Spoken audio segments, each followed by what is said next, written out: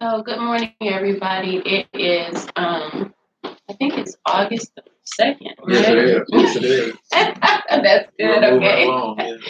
Okay. And so we're here with Michael Smith and Seaburn Coleman, myself, Kim Warner. Next week we'll be out because I'll be out of town. We have an event, Healing for Humanity, actually in Los Angeles, and it's going to be geared around topics such as rape, molestation, domestic violence, divorce, special needs, parent alienation. So if you're in Los Angeles and you know the area of Canoga Park, um, give me a call or look me up. My email address, I will give it to you, is kim.warner27@gmail.com. Only for the purposes of business. Please do not connect with me for business that you want to promote concerning tele whatever. No tele stuff, okay? So please, I'm just being serious because I will hang up. I just want to connect with people, or we want to connect with people that have an interest in mankind. And at this time, we have a lot going on all over the world, and we need to come together in unity collectively to help one another. And so that's why we're doing these YouTubes. So I'm going to let Michael start with the topic for today. Well, we chose have it out there. Change your thinking, change your life. And the reason I picked it because it greatly impacted my life, and opened up my mind to different ways of seeing things, and which opened up my life. I'm gonna start off with a reading. Uh, this is Exodus 14:10-18. And it says, as Pharaoh approached, the Israelites looked up, and there were the Egyptians marching after them. They were terrified and cried out to the Lord. They said to Moses, was it because there were no graves in Egypt that you brought us to the desert to die?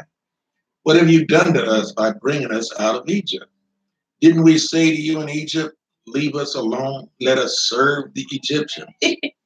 It would have been better for us to serve the Egyptians than to die in the desert. To me, this doesn't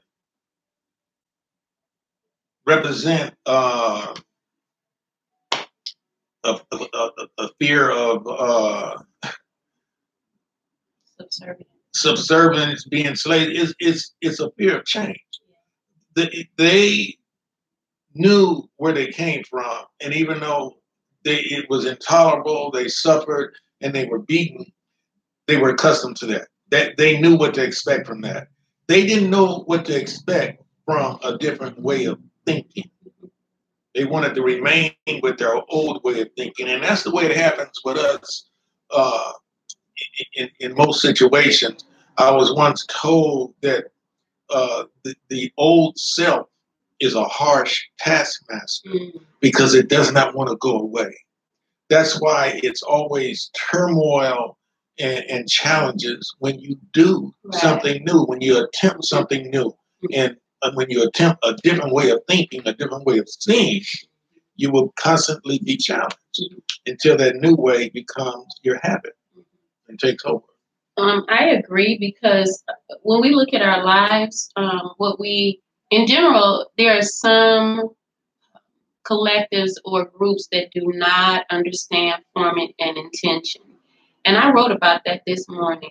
Intention, it is IN, and you can put a dash there. So you can know that intention starts within, but there's going to be tension inside of you to actually carry out the task. So first of all, you focus. And that's not an easy thing when the mind has been in the wilderness. It's all over the place. When we talk about Moses, these are people that had to go through something, but they had to make a decision to leave a place of comfort. So when you intend to do something, it's not going to be easy when it's a foreign kind of thing. That's why Abraham had to leave his home with his fathers. We leave mothers and fathers because it is the thing to do, but there's discomfort there. So when you look at any kind of situation and what you want to do, intention is the first thing. And when it looks like all hell is breaking out, because it will when you intend to do something different. If you intend to do the same thing, you're not going to get any friction unless you're called to do something. You called to do something, all hell gonna break out on you because you did not move with the idea and the purpose. Even if you don't know, I don't want to get you confused, but I want everybody to know that if you intend to do something, you got to focus. You got to write it down. You got to see nothing but that.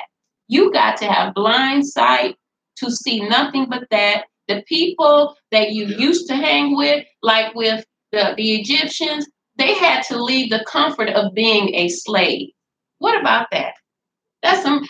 When we look at it now, we'll say, because we're conscious of it, that's some crazy stuff, but it was comfortable being a slave. How many of us are comfortable at other people making decisions for us rather than us making decisions for ourselves? That's a hard place to look at, but it's the truth because we've given people reign over our lives. And a lot of people will say, I didn't do that. You did do it because you continue to deal with the illusion of America. And I'm just going to be straight up. America has deluded the people. So your creativity is waiting on you. That's why you get frustrated because you're not creating, number one. You have a purpose, but you got to sit down with yourself. When you begin to see that friends and relationships are not working out, it's a great pinpoint to say it's possible that I need to move forward. Sometimes you're holding yourself back. Oftentimes people blame other people. It's nobody's fault. It's not even anybody's fault that we were born in this place where there's such wretchedness going on. But we have the power to make it better by creating our own lives and creating the life that we want. You know, when you come together in groups, that's why we're doing these videos. When you come together in groups, you can move mountains. You can move mountains alone if you intend to. But it says one can put 1,000 to flight and two can put 10,000. That's not just the word being said. It's not an imagination of, well, that's just something people said. Your imagination is the vehicle of change for you. If you can see it, I heard mentors that I have, like Bishop E. Bernard, say, if you can see it, you can be it. Napoleon Hill, all of these great people that wrote about how to create your reality. You create from within. Yeah, yeah. I think that's I think it's key. What I do know, a lot of people will say was that, why didn't choose this life? And for most people, none of us really chose. When we're younger. Um, yeah, and there's a lot of unfortunate situations that people are born into and so forth. But part of that reality is that if you've never seen anything outside of your own existence, or what your surroundings are, sometimes you don't know what else that you can do. Unfortunately, you've been born into a situation where you have already put mental limitations on what you can do. In the circus, what they do with an elephant is that from the time he's a baby, they take the elephant and they put a chain on his ankle and they pull it next to like a pole or something, right. Or a boulder. So whenever he would run out, he can't move. This is as far as he can go. So he knows he can't escape. But they train him as a child with that.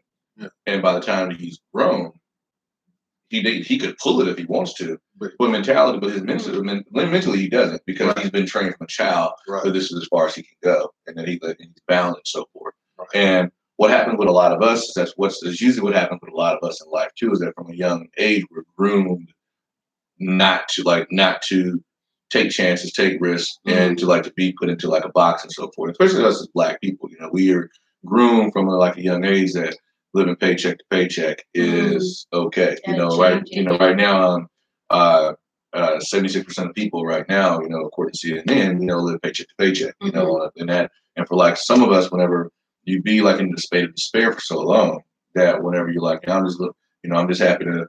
As long as I can pay my bills at the end of the month, I'm good. And that's usually how you find a lot of people not knowing that there's so much out here, for you.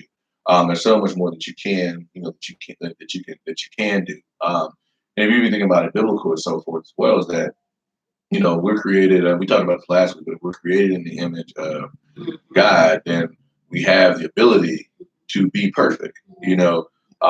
And I think, and that's where that if you really think about it, and T.D. Jakes described in his book Soar, he talks about that God didn't God didn't come down here and build a hammer. He didn't come down here and build roads. He didn't come down here and build any of this. Yes. But what he did, he put something inside of us that if we push forward, we can be creative and we can build these type of things. And all of us have like this innate ability to be that person. But it becomes where we push and we change our way of thinking.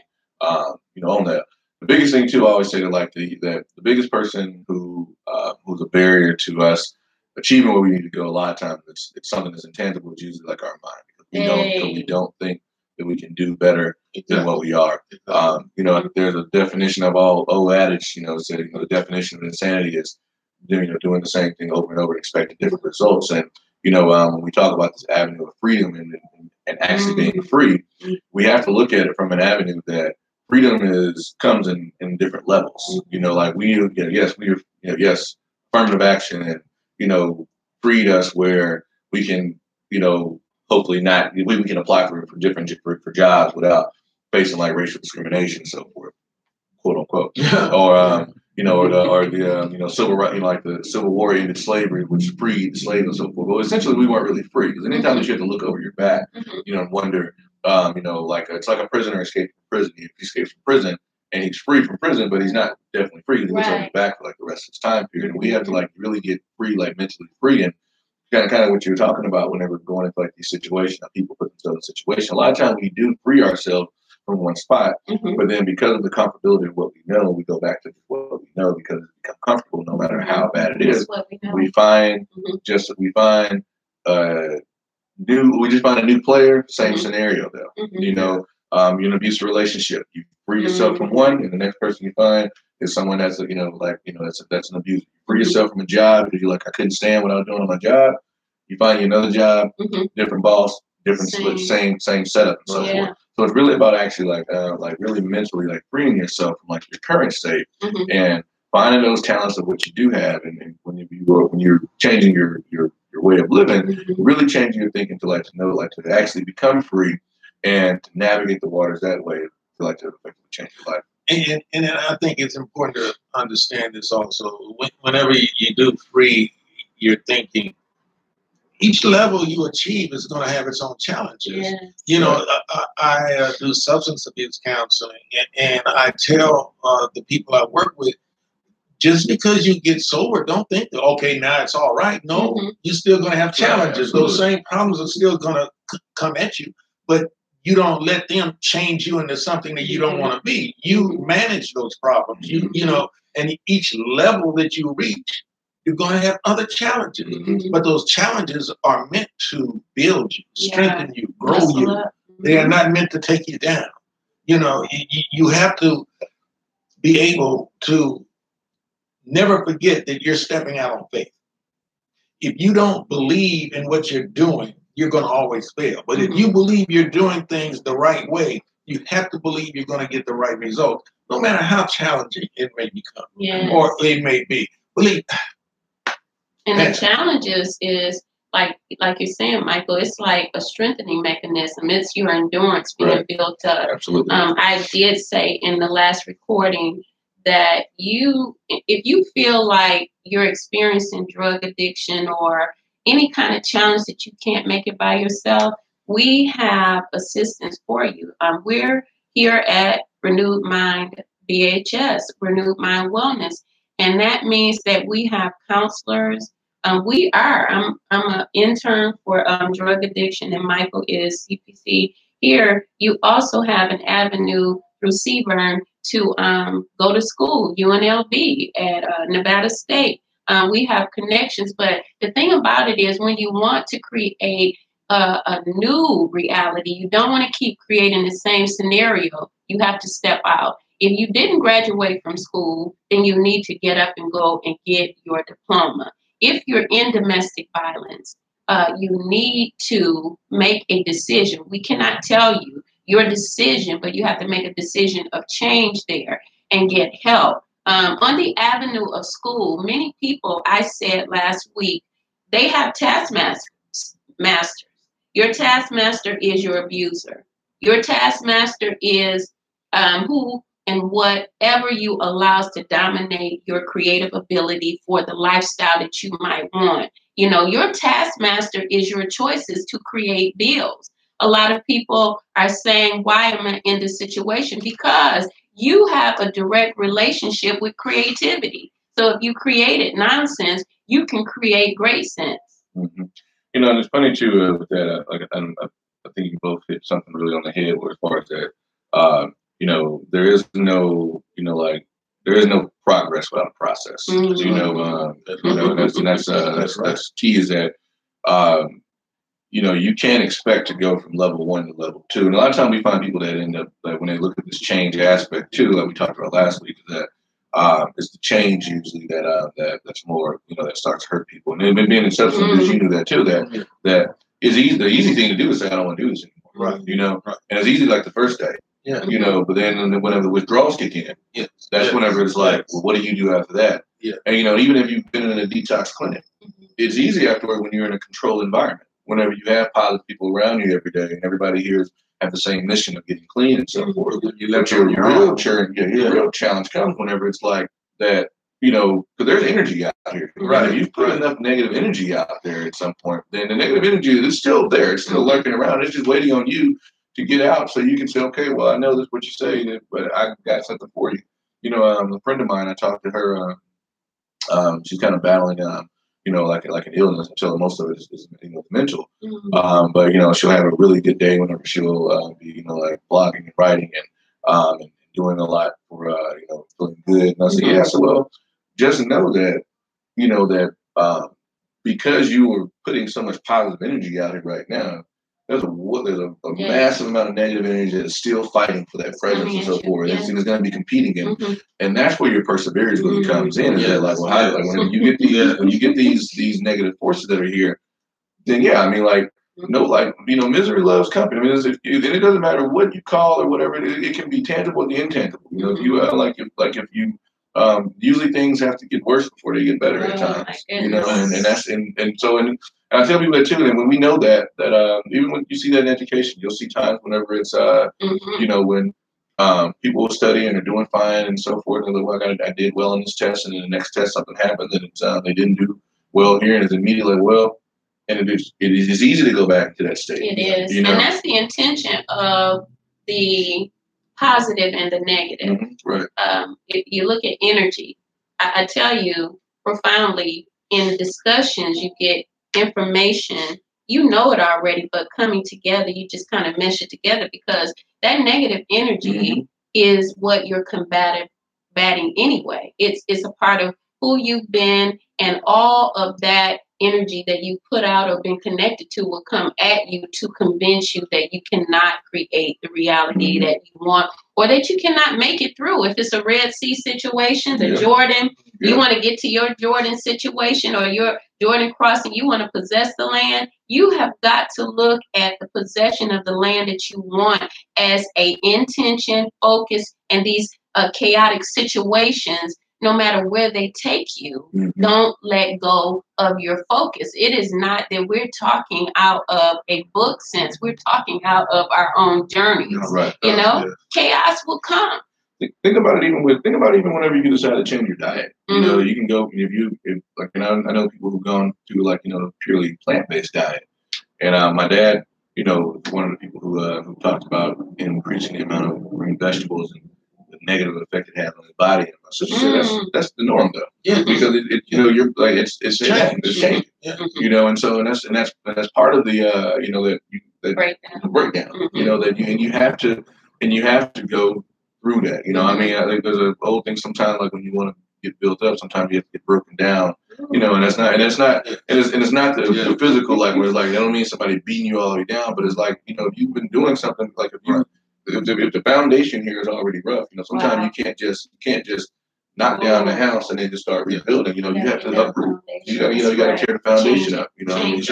Like when they changing your diet or going from a carnivore to being a vegetarian, you're changing the chemical composition of your body. Yeah. And it's the same way with the mind when you try to change the way you think. Right. Yeah. You know, it's going to be turmoil. Mm-hmm. You know, that's why I depend so much on faith. Regardless of what's going on around you in this world, you got to have your faith in something other than that. You got to have a faith in the vision you have for yourself. You got to believe, and you step out there, even though you can't see it, you know it's there. That's what faith is. I counsel individuals on a daily basis. It's not about you being homeless. Okay. Yeah. You can be homeless, but have a vision of being in a mansion. And it's a matter of taking steps to making that vision come true. Because the more you work at creating, your present circumstances will change. And, you know, I agree with you. I think that one of the equations that when you fall upon hardships, chaotic situations, from my own experiences, you forget to be grateful. Gratitude is so important. And a lot of people will say, well, what do I have to be grateful for? Number one, breath.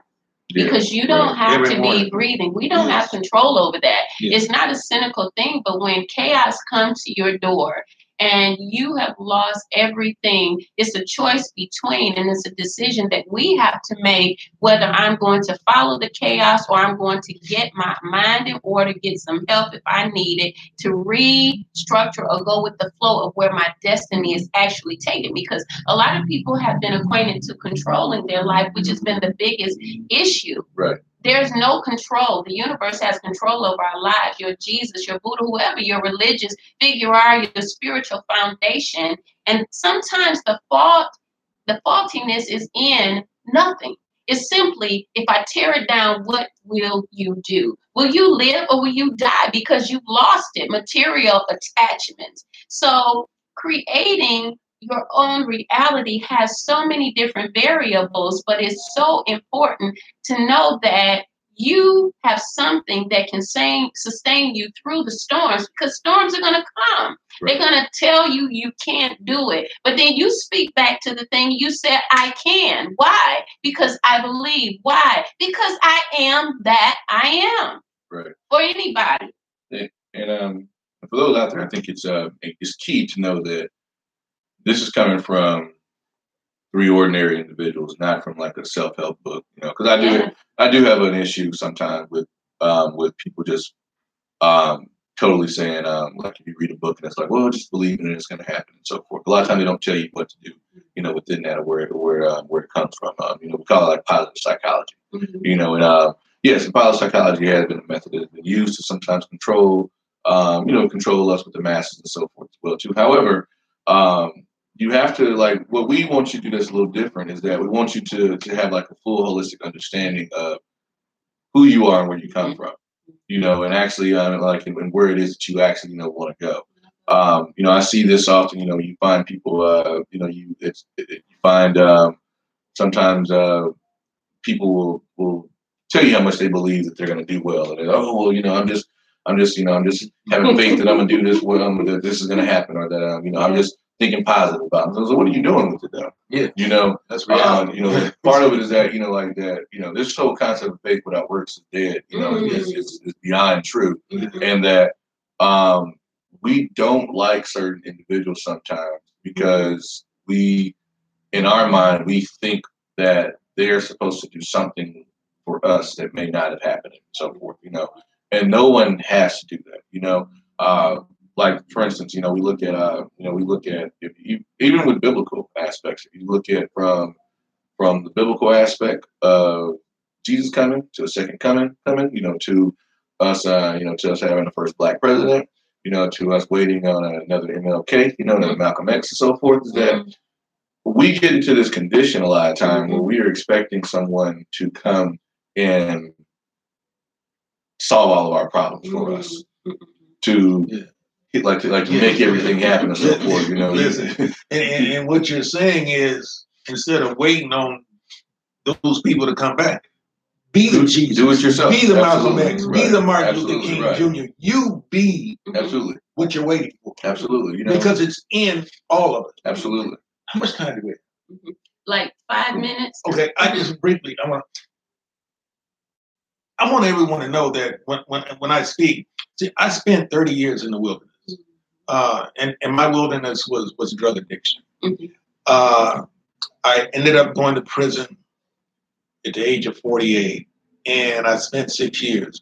I was in a physical prison, but those 6 years were the freest times of my life because I freed my mind, and I developed and discovered my purpose, and I wrote everything down, and I followed my plan once I got out.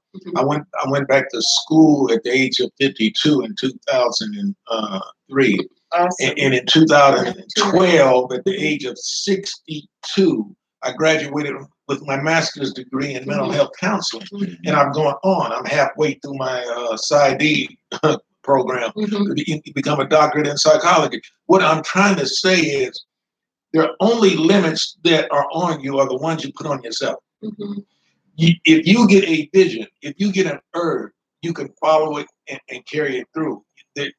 The universe will give you the energy and power to do what it is you set out to do. But you have to declare it, you have to own it, and you have to be it. Yeah. You can't just say, I want to be a millionaire, but you keep acting like a pauper. Oh. It will not take place. Oh. I love that because one of the things that we didn't bring up is the attitude. So your attitude declares your altitude. Whenever you're going to change something, it changes from within, which means that your attitude, your integrity level is going to change. You're not going to be the same. If you gossip, you're going to find yourself stopping that because that could be a blockage or hindrance. If you're a hater, you're jealous of people, that can be the reason why you're not excelling in your ability to create because the blockages, if you think negative in the mind, listen, the mind is powerful. It's bringing that to you. So the changes that you need to make, there's so many different changes, but you have so many answers here because you have Michael explaining drug addiction. You know, you have us explaining various different ways that scenarios have taken place. It does not mean that you cannot make it. It means persistence to change and actually become accountable for who you are, your actions, and your thoughts of who you are, because you can focus on getting a mansion, but if you don't have a mentality of a mansion, it's not going to happen. Right. It's not just in the budget. It's in the mindset of how you feel about yourself. If you feel rich, wealthy, first of all, it's going to start spiritually. You know, a lot of people have become wealthy without their spiritual foundation, but they've also lost their foundation of seeming wealth. So this is an internal thing, changing in the beginning of your Bible, in the beginning of time. You can look at creation. This world was nothing but void. You know, it was masses of asteroids, just like it was one of the planets, just like out there. There was nothing here. But like Seaburn said, God put a spark. The universe put a spark in each and every being to make a difference. So you got landscapers for a reason. You got people that create cars. You don't have to be jealous of nobody because you have a great spark of fire in you that can do great things. And that's the part that we push, because mental health issues and everything that happened to you, if you hold on to it, that's your blockage. That's your barrier. That's your mountain. That's your mountain.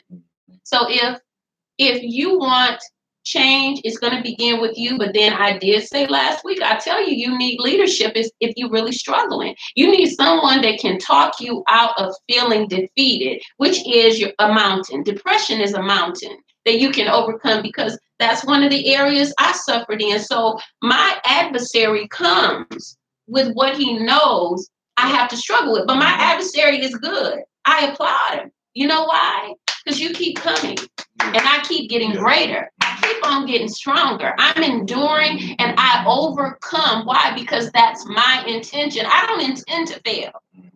So I'm going to let my brother speak, and then we're going to close out thanking you. You guys. Well, if you are in need of assistance, we're here at Renewed Minds. And what to expect when you come here? Expect to be led to a place where you take full responsibility for your life as it is that moment.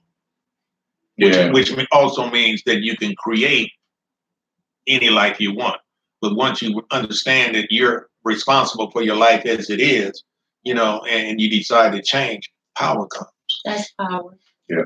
And just to piggyback on that too, that's one thing that I know with me, I work with to pride myself on is that I don't ask you questions about so we ask kids the wrong questions sometimes. We ask them, what do you want to be when you grow up? And it always changes. So people be what they want to see.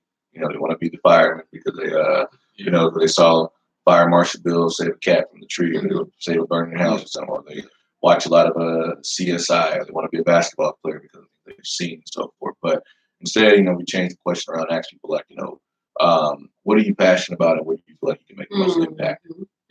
Where do you see problems out here somewhere in the world?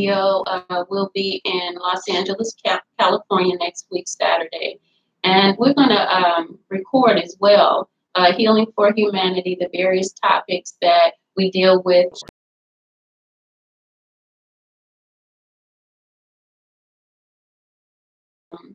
Mental health awareness, homelessness. We have addiction, parental alienation, rape and molestation, special needs. And we're going to be there as a panel with 6 other people discussing how we can overcome, how the solutions that our people need, but see, we're doing it collectively. So we thank you for tuning in. Again, we're at Renewed Mind, BHS Wellness, and we're on Maryland Parkway if you need anything in Nevada. And you can email me at kim.warner27@gmail.com if you want to discuss school or you need a therapist. I can connect you with Michael and Seaburn. Thank you again and have a wonderful day. We'll see you soon. Bye-bye.